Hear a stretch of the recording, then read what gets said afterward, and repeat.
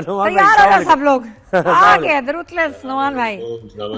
वालेकुम सलाम जी। कैसे हैं आप? ठीक ठाक हैं? अच्छा, इससे पहले कि आप मुझे क्रिकेट एक्सपर्ट बनाए, एनालिस्ट, मैं जरा अपनी एंडोक्रिनोलॉजी वाली जो है ना टोपी, हाँ। वो घुमा के आपको ये बताऊं कि जितनी के टबैको कंजम्पशन ह्यूमन लाइफ के लिए खराब है, पॉइजनस है, डेंजरस है, उतनी ये हाइड्रोकार्बन्स और शुगर्स जो है वो इतनी ही डेंजरस हैं ह्यूमन लाइफ के लिए। और मॉडर्न डायबिटीज की डेफिनेशन चेंज होने जा रही है। अब बिल्कुल वो सही। फास्टिंग शुगर और रैंडम हाई और HbA1c पे नहीं बात होती, अब इंसुलिन रेजिस्टेंस पे बात होती है, अब बिल्कुल सही। डायबिसिटी पे बात होती है कि अगर आपका BMI जो है वो 27.5 से ज्यादा है तो आप ओवरवेट हो, 30 से ज्यादा तो आप समझिए आप डायबिटिक है। जी। अब ये नई टर्म है डायबिसिटी, और अब इसको कहते हैं मुझे देख रही है मेटाबॉलिक किडनी डिजीज। आपने जो बिल्कुल, thank you नुमान भाई। साइंटिफिकली ये- जो आपने बताया ना, मुझे अब देख रही है नादिया कि देखा ये जो साहब मैंने हैं- क्या दी थी।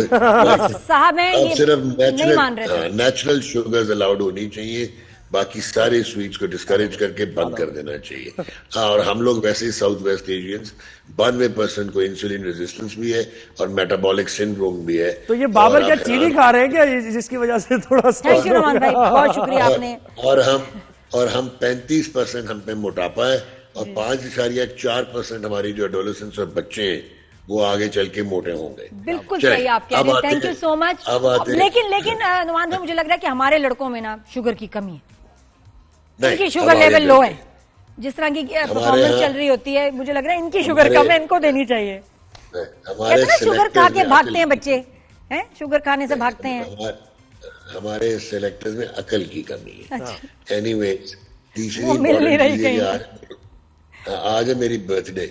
अरे हैप्पी टू यू नुमान भाई। ये हैप्पी टू यू कर दे भाई, Happy to happy you. Birthday to you. अच्छा, अब यार on a very serious note, कल जो पावे के अगेंस्ट मैंने परफॉर्मेंस देखी है विद अपना ICC T20 world cup 2026 only about 100 days ahead now, ये टीम अपनी टांगों में 9वीं 10वीं नंबर की टीमों के खिलाफ ही खड़ी हो सकती है, पाकिस्तान की।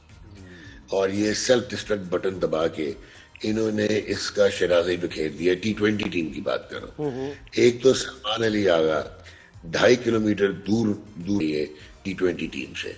अब कल हुआ क्या है आपको, मैं अगर हम उसमें देखें, जिम्बाब्वे तो जिस तरह आप जीते हो, वो तो एक कैच ड्रॉप हो गया नवाज का डीप मिड विकेट पे, तो आपको 2 मिल गई, फिर वेस्ट आए नो बॉल में 2 मिल गया, और उसके बाद एक मिसफील्ड का चौका उस्मान को मिल गया। अदरवाइज अब जिम्बाब्वे से भी ये मैच हार गए हुए थे। अब जो इम्पोर्टेंट फैक्टर है वो ये है कि आपका साहबजादा फरहान ओपन करता है, बाउंड्रीज बहुत अच्छी लगाता है, छक्के चौके, बट उसका स्ट्राइक रेट नहीं होता क्योंकि वो मैक्सिमम डॉट बॉल्स खेलता है और 49.3% डॉट बॉल रेशियो है उसका।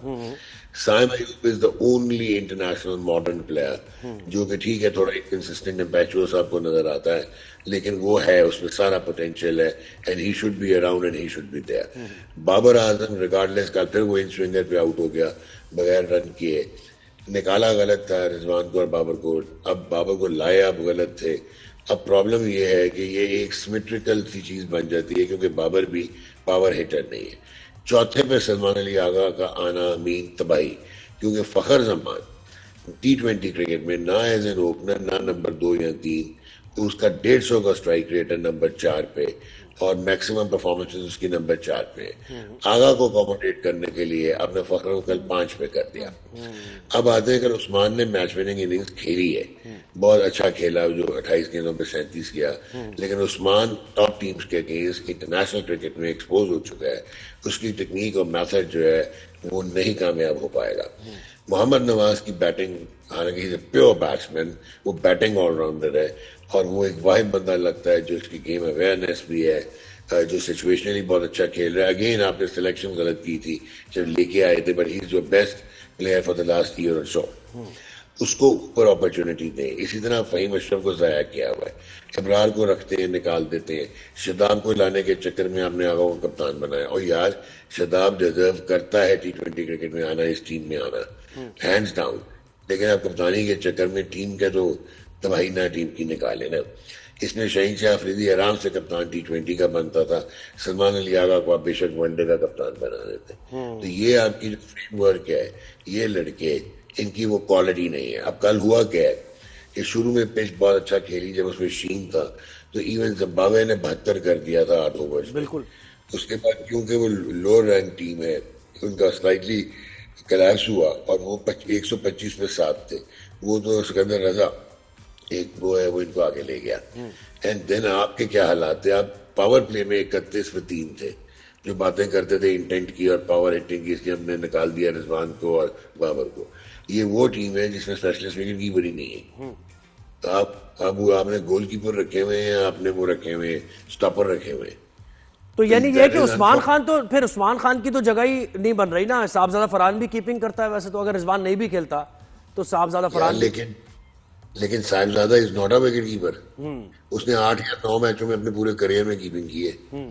तो ये भी तो स्टॉप गैप ही लगता है मुझे। उस्मान खान भी कोई स्टॉप गैप सही अरेंजमेंट है।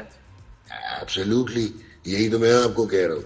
अच्छा, अब होगा क्या, आप जब थोड़ा प्रेशर में आएंगे, एक तो आपको इंट्रैक्टेबिलिटी से हटना चाहिए, आगा को ड्रॉप करना चाहिए, और आप जिसको भी आपने कप्तान बनाना है बनाए, ताकि टीम का बैलेंस तो वापस आए।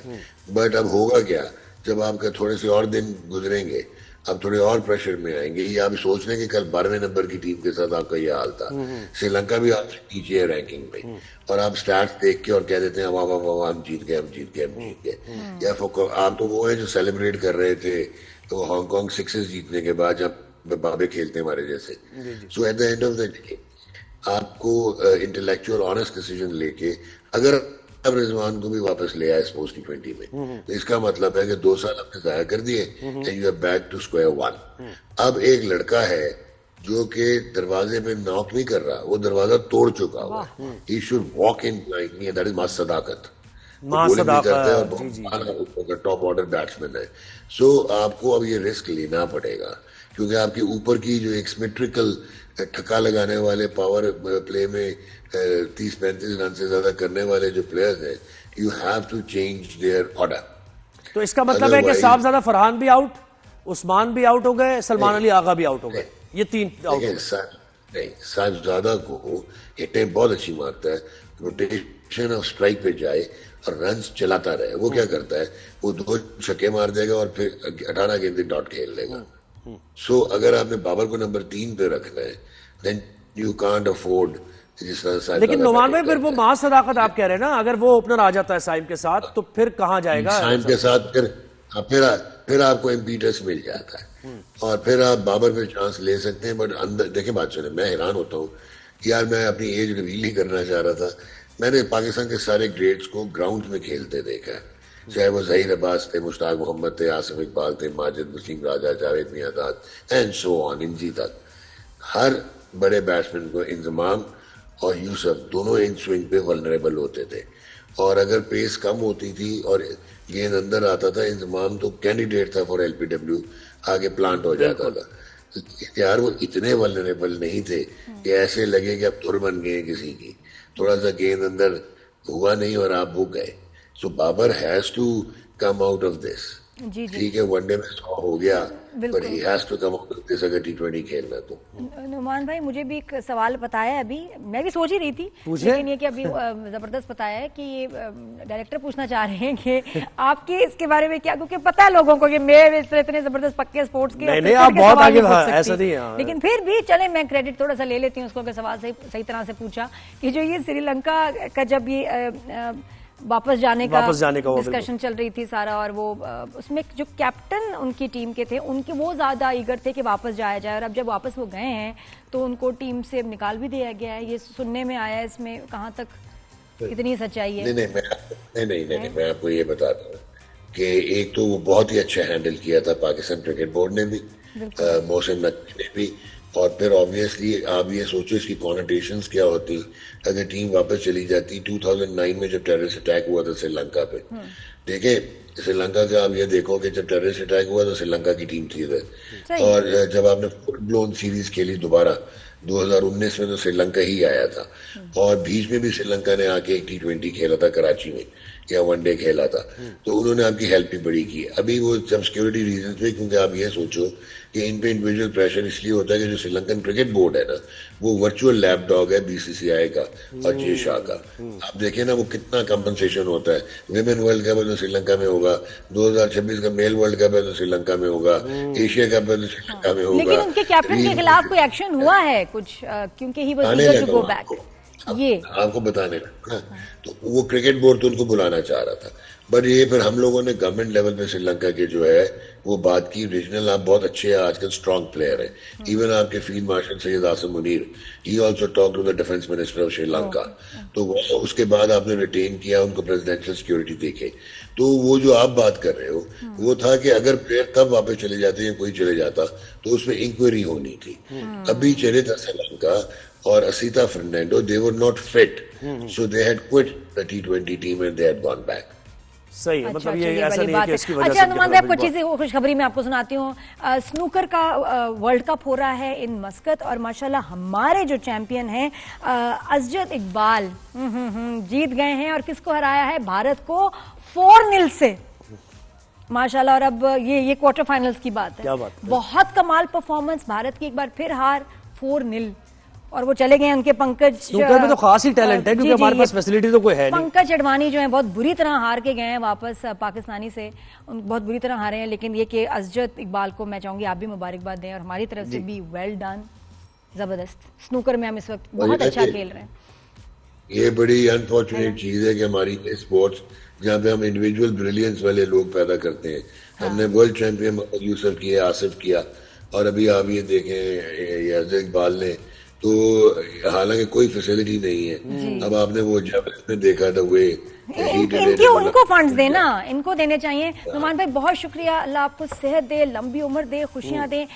और केक अपने खैर और हाँ केक भिजवा दीजिएगा हमारा केक। अब तो वैसे कॉल करें कुछ तो पहुंच जाता है। आपके पास है 2 घंटे, राइडर आ जाता है। राइडर इधर ही है। सॉल्टेड कैरेमल बहुत मुफीद है, उसमें चीनी भी थोड़ी सी कम होती है। शुगर फ्री हो जाए तो ज्यादा अच्छा है नुमान भाई, इट्स ओके। और मेरे ख्याल 4 पाउंड काफी रहेगा। हाँ ठीक है, लोग खाएंगे, सारे टीम मेंबर भी थोड़ा टेस्ट कर लेंगे तो दुआएं देंगे आपको। आपके से कभी हम खा लेंगे। सालगिरह है तो फिर केक के बगैर अच्छा 3 मिल्क होना चाहिए। 3 मिल्क वो बहुत मीठा होता है, सॉरी। अच्छा खैर, नहीं कम मीठे वाला, कम क्रीम वाला केक पे डिसाइड कर लेते हैं, फिर उसके बाद हम आपको कम्युनिकेट करेंगे क्या करना है। भाई जी।